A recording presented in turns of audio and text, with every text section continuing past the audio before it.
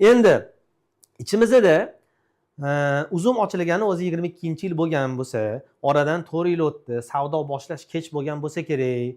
Endi hozir men kiradigan bo'lsam, bo'rilar yeb qo'ysa kerak degan fikr bo'lishi mumkin.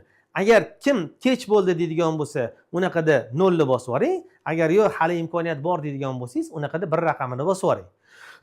Nimagaki bozor o'zi kirganimda riskim qanchalik bo'ladi?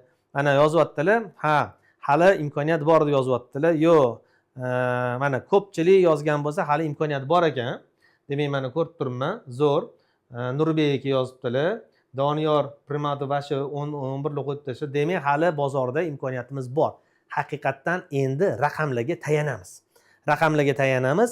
Umumiy olib qaraganda ko'ringlar. Hamma korzinkani biladi.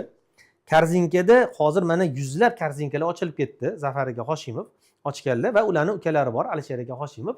Ulardan men hozir shaxsan so'ragan paytimizda, klubimizda yig'ilish bo'lgan paytda o'shanda qanaqa bo'lyapti deganda, korzinka zo'r tarmoqli ochyapmiz, lekin undan ham tezroq rivojlanayotgan bu Korzinka Go, ya'ni onlayn savdoyimiz mana bunaqasiga raketa bo'lib tepaga chiqib ketib qolyapti. Bir oyi o'zida 45 milliard, 50 milliard so'm savdo qilinyapti. Bitta shuni o'zida bizni bunchalik kutmagan edik, hali bunaqa o'sgan bozorni ko'rmagan edik deb o'zlari ham ta'kidlayaptilar. Endi savol, korzinkada umumiy olib qaraganda eng katta korzinkani olib qaraydigan bo'lsangiz, qancha tovar bor o'tda deb o'ylaysiz? Mana shu hamma korzinkada bitta katta korzinkani olib qaraydigan bo'lsangiz, necha xil tovar bor deb o'ylaysiz?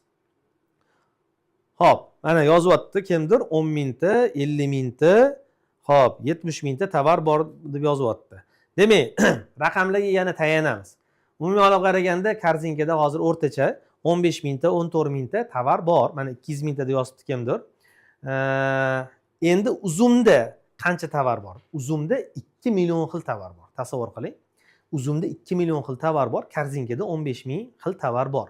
Hop, endi Rossiyadagi Yandex Marketni ko'radigan bo'lsak, Yandex Marketda 12 million xil tovar bor. Bu yana ham ko'rsatkichli 25-yil ko'rsatkichi. Hop, bunchalik 12 million xil tovar bo'ladigan bo'lsa juda ko'p ekan. Endi eng katta Rossiyadagi marketplace qaysi? Bu Wildberries. Wildberriesda 75 million, 90 million atrofida xil tovar bor ekan. Tasavvur qiling, 75-90 million atrofida tovar bor ekan. Endi Xitoydagi eng katta chakana marketplace qaysi?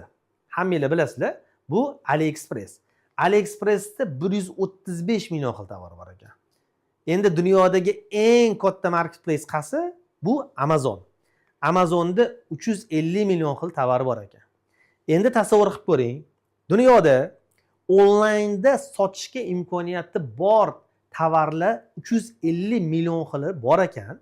Bundan bor yo'g'i bizaga 2 millioni uzumga kiritilgan ekan. Yana qancha xil tovarni sotishga imkoniyatimiz bor? Bu bir. Ikkinchidan, hali boshida aytganimdeki, bor yo'g'i 2% savdo, bizani offline savdoni, chakana savdoni 2%ni onlayn tashkil qilayotgan bo'lsa, umuman O'zbekistonda 50 million xil offline bozorlarimizda, do'konlarimizda tovarlar bo'ladigan bo'lsa, bundan 2 millionini bor yo'g'i hozir uzumga olib kirib sotilyapti. 17 mingta, 20 mingta sotuvchi buni sotyapti. Qolgan 48 million xil tovarni kim olib kirish kerak? Siz, men yoki shunga o'xshagan onlaynda savdo qiladigan insonlar olib kirish kerak. Bu raqamlardan kelib chiqqan holda bizni o'sha aniqlik bilan bilamizki, bozor bormi, bozor yo'qmi? Endi mana sizlarga savol, uzum va Yandex yoki onlayn bozorda, marketplacelarda savdo qilish kech ekanmi, yo'qmi? Ana endi javobini beringlar. Agar kimdir kech desa hali ham 0 ni bosing, kimdir yo'q imkoniyat bor deydigan bo'lsa, demak 1 ni bosing.